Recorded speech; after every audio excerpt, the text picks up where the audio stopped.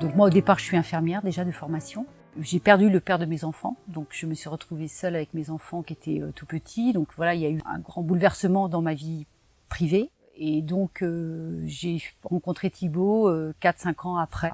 Et c'est vrai que quand on s'est rencontrés, moi j'avais envie d'un projet professionnel qui nous rapproche, quoi. Je voulais pas, j'avais pas envie de segmenter ma vie avec d'un côté la vie professionnelle où chacun aurait été dans son travail, donc moi infirmière et Thibaut était à l'époque travaillait dans une voirie. Depuis très longtemps, j'avais un vrai intérêt pour l'écologie. Je faisais partie d'une AMAP quand j'étais dans les Pays de la Loire, etc. Puis bon, je crois que ma profession d'infirmière, de toute façon, m'a sensibilisée sur les questions, voilà, de santé, d'environnement et autres.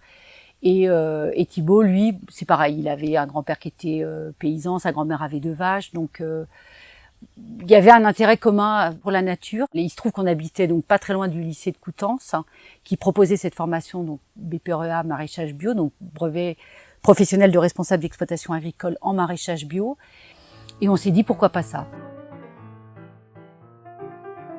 Ça n'a pas été évident déjà de trouver ce lieu, et après il faut se faire accepter parce qu'on n'est effectivement pas issu du milieu agricole, donc les gens ont quelques doutes sur nos compétences, et c'est normal d'ailleurs. Donc il faut faire ses preuves, c'est beaucoup. Donc ça passe aussi beaucoup par le travail là pour le coup. Il faut démontrer qu'on est effectivement capable de mener une culture, sortir du légume et vivre de son activité.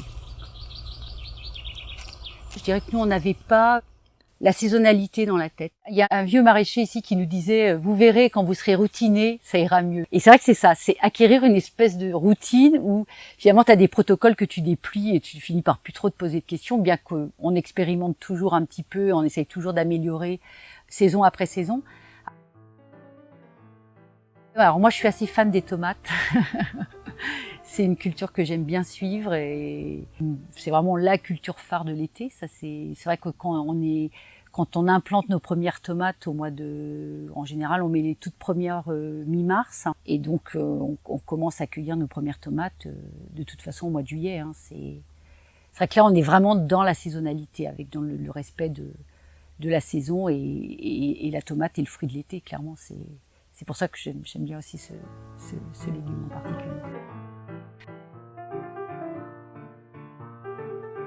On parle en saison, c'est-à-dire que si tu rates quelque chose ici, là maintenant au printemps, à ce printemps-là, c'est rendez-vous l'année prochaine, quoi. Donc il y a aussi une certaine forme d'inertie dans ce métier. C'est un temps très long, et donc ça demande des années parce que sur une carrière, tu vas faire que 40 fois la même chose, et c'est très peu finalement. Il y a quand même des liens avec le métier d'infirmière parce que c'est aussi prendre soin des plantes, c'est aussi un métier beaucoup d'observation. Surtout en bio, comme on a très peu de moyens d'intervenir sur les cultures en cas de maladie. Donc voilà, les plantes elles réagissent à la lumière, au froid, à l'humidité. Des fois elles sont un peu chétives, des fois elles ont besoin qu'on les booste, qu'on leur donne des fortifiants. Après la différence c'est qu'on est la plante, elle réagit pas. Enfin, elle interréagit un peu avec nous, mais pas comme un être humain. Je veux dire, quand des fois on rentrait dans une chambre où un patient était en colère, il fallait des fois se prendre sa colère comme ça en pleine face et la gérer. C'est jamais ce qui se passe quand on rentre dans une serre. Les plantes nous accueillent toujours avec beaucoup de bienveillance, donc ça c'est plutôt agréable. Ce qui est complètement différent de l'hôpital, c'est qu'il n'y a pas de stress, quoi. C'est vraiment je trouve un milieu qui est très apaisant. Moi, c'est ce que j'aime au quotidien, quoi. C'est ce rapport à la nature où il y a une certaine forme de silence, une certaine forme de recueillement aussi selon ce qu'on fait, et ça peut être très méditatif comme métier, quoi, comme activité en tout cas. Un des écueils de ce travail et du maraîchage, et surtout de la commercialisation en circuit court, c'est que les gens parfois multiplient justement les commercialisations. C'est-à-dire que tu vas faire un marché de plein vent le lundi, un autre le vendredi, tu peux en refaire un le dimanche par exemple, et du coup tu récoltes tout le temps, et c'est pas forcément facile après d'organiser ton temps où tu es vraiment sur tes productions. Donc on récolte lundi, mardi, mercredi le camion part, et ensuite à partir de mercredi après-midi on est sur du temps de production, quoi. Voilà.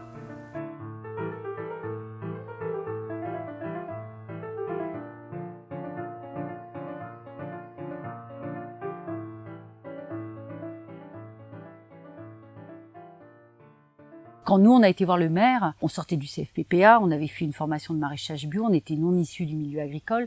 Lui il s'est dit, tiens, c'est peut-être par là qu'il faut aller pour relancer la dynamique du maraîchage sur la commune. Donc il s'est rapproché du CFPPA, du lycée agricole, et ils ont créé ici un espace test agricole qui s'appelle Biopousse.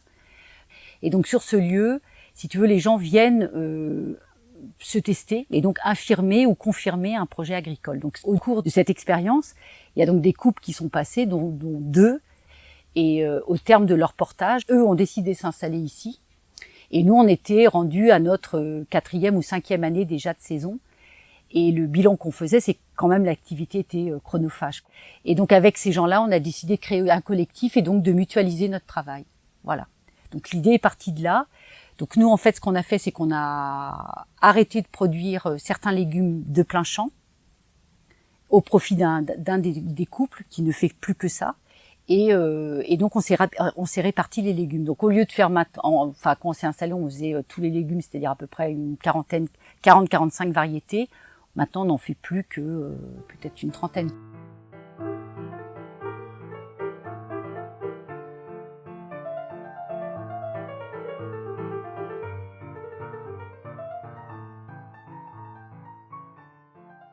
Bon, ici, on est sur une zone touristique. Donc voilà, il y a des constructions, il y a de la résidence secondaire, donc on est en concurrence avec d'autres activités. L'activité agricole n'est pas forcément, préservée ou mise en avant sur un territoire. Alors les choses sont en train de changer parce qu'on s'aperçoit quand même qu'on a besoin d'agriculteurs, mais pour l'instant on était plutôt dans une dynamique de disparition des fermes, disparition des paysans, etc., etc., et donc disparition des terres agricoles. Des fois, je me dis, c'est un peu la guerre des anciens et des modernes, quoi. Je pense qu'on n'est pas forcément pris au sérieux. Je sais que, par exemple, des gens issus de fermes beaucoup plus industrielles, on va dire, pour eux, c'est Martine à la ferme. Il y a un regard un peu péjoratif, peu considéré de ce qu'on fait. C'est-à-dire qu'effectivement, c'est un espèce de retour en arrière, quoi. C'est vouloir faire sans la modernité, sans la technologie, sans les drones, les GPS sur les tracteurs. Parce que le problème, c'est que l'agriculture d'aujourd'hui, elle s'est vraiment détournée de son cœur de métier. La plupart des agriculteurs mettent plus le pied au sol. Le propre de l'agriculture, c'est avant tout l'homme et la terre, c'est cette relation-là, quoi. Je ne sais pas qui a tort, qui a raison. Ce qui est sûr, c'est que le modèle actuel n'a pas fait les preuves de sa réussite, puisque on a une perte, un effondrement de la biodiversité, un effondrement enfin voilà, les sols sont de moins en moins fertiles, les agriculteurs sont malades. Enfin voilà, on la connaît, hein, la liste. Hein, donc de toute façon, il faut changer. Alors, ça c'est sûr, c'est une évidence, et je pense que tout le monde est à peu près d'accord sur les constats. Hein. Ce qui a rendu le travail aliénant ces dernières années, c'est parce j'ai l'impression qu'on n'y met plus forcément du sens. Y compris moi, hein, quand j'étais infirmière, pourtant j'ai choisi ce métier, j'aimais ce métier. D'ailleurs, je l'ai pas arrêté parce que je l'aimais pas, ou je l'aimais plus plutôt. Mais au sein des hôpitaux, on nous a, peut-être comme les agriculteurs d'ailleurs, on nous a éloignés de notre cœur de métier. Tu vois, il y a un moment donné, il y a une perte de sens. Et je crois que cette perte de sens, elle est vraie pour énormément de gens. Le seul moteur semble être le moteur économique. Donc il faut être rentable, il faut faire de l'argent, y compris quand tu es dans un hôpital.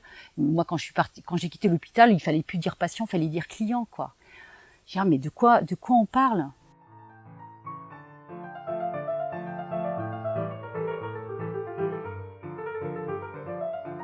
Je pense qu'effectivement, en aucun cas, un salarié est une charge. Moi, je pense qu'au contraire, c'est une richesse. Et puis, c'est une richesse humaine, mais c'est aussi une richesse purement économique, parce que de toute façon, il donne de son temps, il participe à l'activité, et donc il génère forcément de la richesse. Effectivement, la plupart des employeurs ne veulent pas payer leurs salariés, quoi, parce qu'ils considèrent que c'est une charge.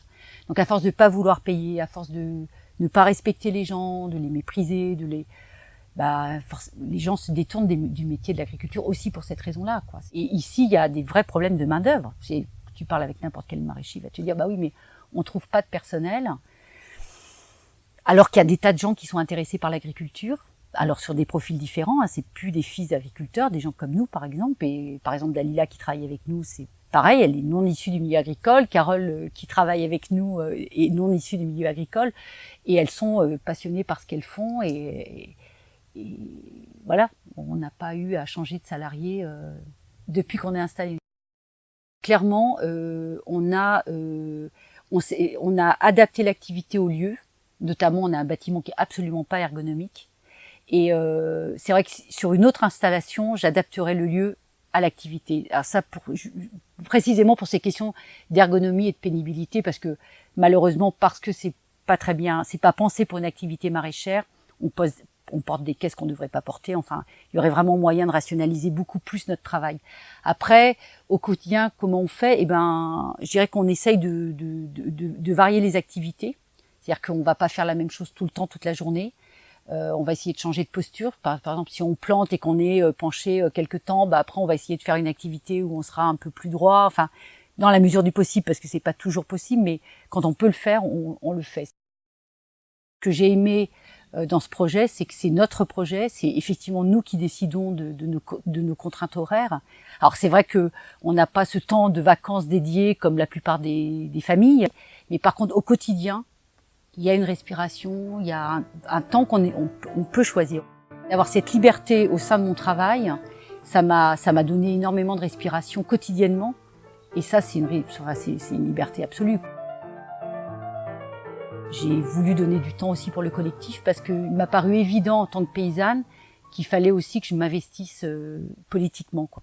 Parce que je trouve que d'abord l'alimentation c'est quand même primordial, on a tous besoin de manger. Et donc ça passe par effectivement la préservation de notre environnement, la préservation de la qualité de nos sols, etc. Et en même temps, peut-être parce qu'on était sur un bassin maraîcher justement qui était en déclin, c'est de se poser la question pourquoi à un moment donné ça n'a pas marché. Il y a eu quand même une époque ici où il y avait 400 maraîchers, donc il y a eu une vraie vie autour de ça.